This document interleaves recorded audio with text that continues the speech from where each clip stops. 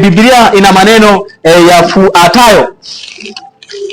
Kitabu cha Warumi 10 fungu la 9 inasema hivi: kwa sababu ukimkiri Yesu kwa kinywa chako kuwa ni Bwana na kuamini moyoni mwako ya kuwa Mungu alimfufua katika wafu, utaokoka. Kwa maana kwa moyo mtu huamini hata kupata haki, kwa kinywa hukiri hata kupata wokovu. Kwa maana andiko lasema, kila aminie hata tahayarika. Katika siku hiyo wale wako wamemwamini Yesu Kristo hawatakuwa na mashaka, hawatakuwa wanahangaika kama kuku wanayetaka kutetea hawatahangaika kabisa katika hiyo siku, kwa sababu tayari dhambi zao zimekwisha kutangulia hukumuni, naam, zimepatanishwa kwa damu ya mwana kondoo, kwa mavazi safi kabisa ya mwana kondoo. Lakini pia unaposoma kitabu cha Ufunuo 3 fungu la 5 kwamba yeye ashindaye hatafutwa jina lake katika kile kitabu cha mwana kondoo. Lakini unaposoma kitabu cha Timotheo wa kwanza 5 fungu la 24 na 25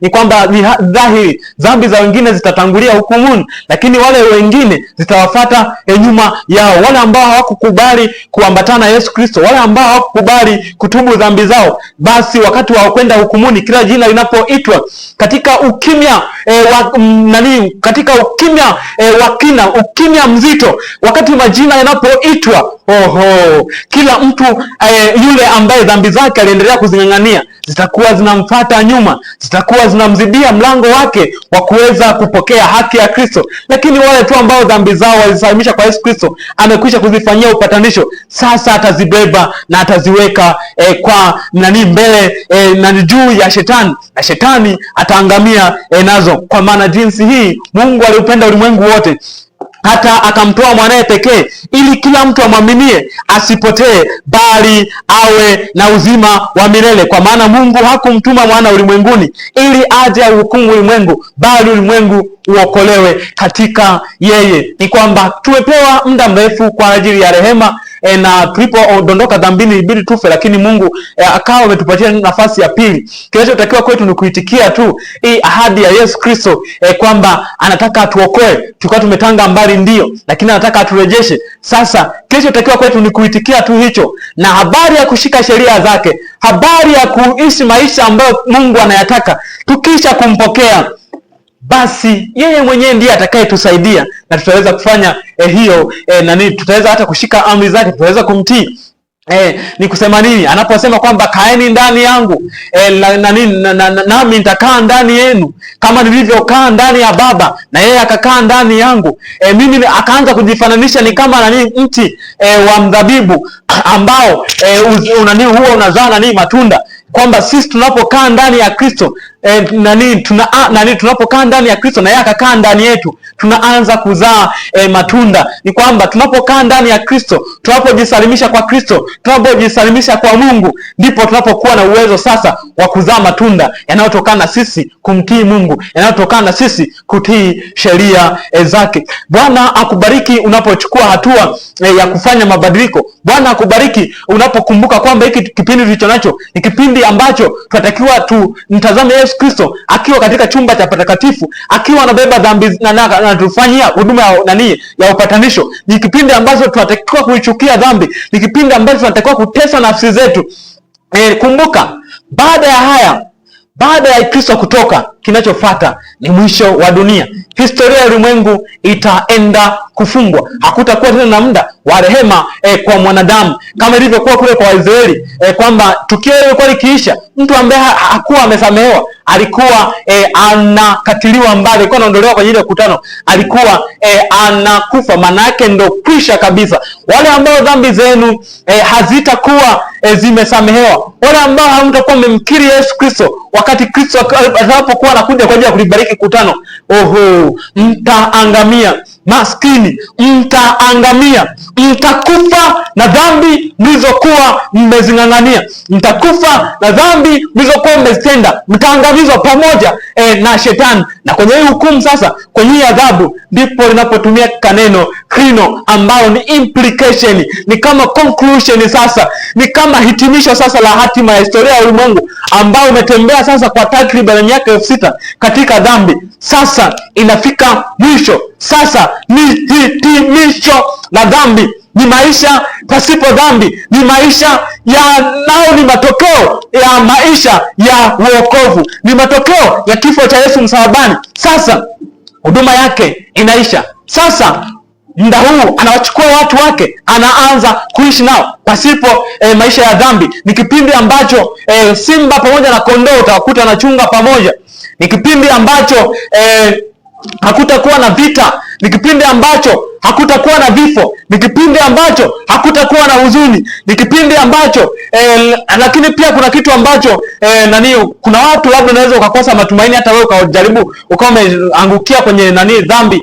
Pengine ukitafakari ndugu zako ambao labda walikufa pasipo kujua hili, pengine wao labda waliwahi kufa hata wamjui Mungu. Sikiliza, wale moja kwa moja sio tiketi ya kwamba eti watakuwa wameshahukumiwa moja kwa moja, eti watakuwa ndio wamekwisha kupotea. Sikiliza, kila mtu atahukumiwa kulingana na nuru aliyokuwa anaijua. Kwa kuwa wewe umekwisha kuijua hii, sikiliza, fuata nuru hii. Mpokee Yesu Kristo na salimisha dhambi zako, salimisha mizigo yako yote kwa Kristo, naye atakusafisha. Lakini hata ndugu yako usiwe na shaka kabisa, kwa sababu hukumu ya Mungu ni ya haki. Watahukumiwa kwa kile walichokuwa wanakijua, kwa sababu Biblia inasema kwamba wale waliopotea bila sheria watahukumiwa bila sheria. Lakini sisi ambao tulipotea wakati tunaijua sheria, tutahukumiwa kwa sheria hii ambayo tuliijua lakini hatukuifanya. Ndugu zetu ambao walikufa pengine pasipo kumjua Mungu, kile ambacho walikuwa wanakijua, Mungu atawahukumu kwa hicho, na hiyo siku wataitolea hesabu. Na kuna watu watashangaa sana kwamba kulikuwa na Yesu kumbe, lakini ni jambo ambalo hukumu yake ni ya haki. Usiwe na mashaka, pengine wazazi wako wamekufa hawamjui Kristo, ndugu zako, wadogo zako, marafiki zako, majamaa zako wamekufa pasipo kumjua. Sikiliza, hukumu yake ni ya haki. Huwezi ukajua. Nuru waliokuwa wanaijua watahukumiwa kwa hiyo, hawatalinganishwa na wewe ambaye umefanikiwa kujua nuru kwa upana zaidi kuliko wao. Utahukumiwa kulingana na kile ulichokuwa unakijua. Sasa hii sio tiketi ya wewe kutokuenda kufuatilia ukweli ili kuepuka kwamba kwa sababu ulikuwa unajua nuru nyingi eti usije ukahukumiwa. Hapana, hata hiyo kujua kwamba kuna nuru, hiyo nayo ni nuru, kwa sababu ulipokea hiyo na ukaacha kufuatilia. Maana ulipokea hiyo nuru ya kwamba kuna mambo yatakiwa ujifunze na ukaacha kuyafuatilia, ukawa umeenda kulala, basi utahukumiwa kwa hiyo kwa sababu uliidharau. Bwana akubariki. Lakini tambua ya kwamba tumekwisha kushinda kwa damu ya mwana kondoo. Unaposoma kitabu cha Ufunuo 13 fungu la 8, tutashinda kwa damu ya mwana kondoo. Lakini unaposoma kitabu cha Ufunuo 14 kuanzia fungu la kwanza hadi la 5, utakutana na kundi la watu ambao wamevaa mavazi meupe wakiwa na Kristo kwenye ule mlima Sayuni, wakishangilia, wakiwimba wimbo mpya wa Musa pamoja na mwana kondoo, wakiwa wameshinda dhambi, wakiwa wameshinda mauti, wakiwa wameshinda uovu, sasa wakiwa wamemshinda Ibilisi. Ni watu ambao walijitoa maisha yao hata kutetea ukweli. Ni watu ambao walikufa kwa ajili ya kutetea Kristo. Walikufa, walipelekwa mabarazani, wengine wakateswa, lakini sasa Kristo alikuwa amewapa ujira wao. Karibu uungane na kundi hili. Ni pale tu unapomwamini Kristo kuwa Bwana na Mwokozi wa maisha yako. Utakuwa ni mojawapo katika watu watakaokuwa katika kundi hili. Ni wakati wa hukumu ya upelelezi ikiwa inaendelea. Ni wakati ambao tunatakiwa tuishi kwa umakini. Ni wakati ambao tunatakiwa tuzidai rehema. Tunatakiwa tudai damu ambayo ilikufa kwa ajili yetu. Sasa ile haki ya hiyo damu inatakiwa iwe ni haki yetu. Unaposoma hata kitabu cha Mathayo 22, utakutana na habari ya yule mfalme aliyekuwa anamfanyia sherehe mtoto wake. Akaalika watu, lakini hawakuja. Kila mtu akafata shughuli zake, kila mtu akafata kazi yake, lakini akaenda kualika watu ambao hata hawahusiki, wakawa wamekuja kwenye ile sherehe. Lakini anapoingia akaanza kupeleleza, kuchunguza, akakutwa mtu mmoja, yeye hana vazi la harusi. Yule mtu aliondolewa na akaenda kutupwa nje, akaondolewa kati ya wale watu waliokuwemo mle harusini. Hiki kitu ni sawa kabisa na kile kinachoongelewa kwenye kitabu cha Mambo ya Walawi 16. Ni sawa kabisa na kitu kinachoongelewa kwenye kitabu cha Mambo ya Walawi 23, 28 hadi 30. Ni sawa kabisa na kitu kinachoongelewa kwenye kitabu cha Waebrania 9. Lakini ni sawa kabisa na habari ya hukumu anayokuja kuifanya Yesu Kristo baada ya muda wa rehema kwa ulimwengu huu kuweza kuisha. Ni kwamba wale walikuwa wamealikwa hadi wakagawiwa na mavazi, yaani ni kwamba muda kabisa wamepewa na mavazi kwa ajili ya kushiriki ile harusi, lakini anakuja kuonekana huyu. Wakati wao wanafanya hivyo, yeye alikuwa na shughuli zake, pengine alikuwa mashambani, alikuwa wapi? Ni kusema nini?